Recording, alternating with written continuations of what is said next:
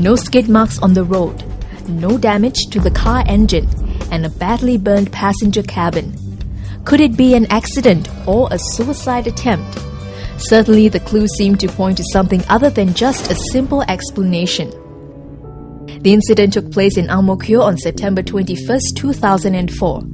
After initial observations on the ground and interviews with witnesses, SCDF officers deduced that the accident may be a result of a carefully staged suicide plan. When we first arrived at this case, it looked like a bad traffic accident to us.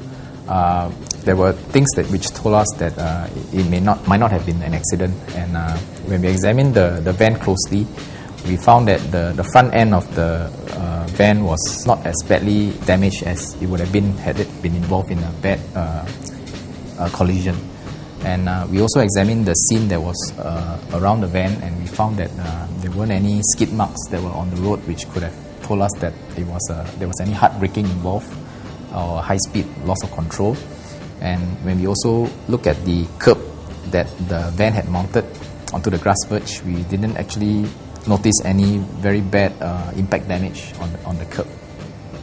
So as we examined the van closer, we basically looked at the burn patterns that were on the van, and what struck us was that the main area of burn damage was concentrated around the driver's cabin, or rather the passenger and driver's cabin, and the front end of the vehicle where the engine compartment was, and the rear of the vehicle where the cargo compartment was largely unaffected by the fire damage. On the floorboard in front of the driver's seat, you can see the remnants of the half-burnt plastic container, and as well as its screw cap, and also a half-burnt plastic disposable cigarette lighter. And all these items were collected as evidence and sent to the lab for forensic analysis. The results of the analysis came back to us a few days later, and it told us that most of the exhibits were stained with petrol.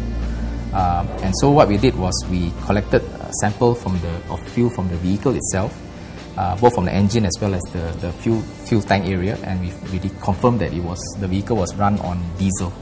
And so that was also very highly unusual and told us that the fire in the passenger compartment was probably not accidental, and it was a deliberately started fire.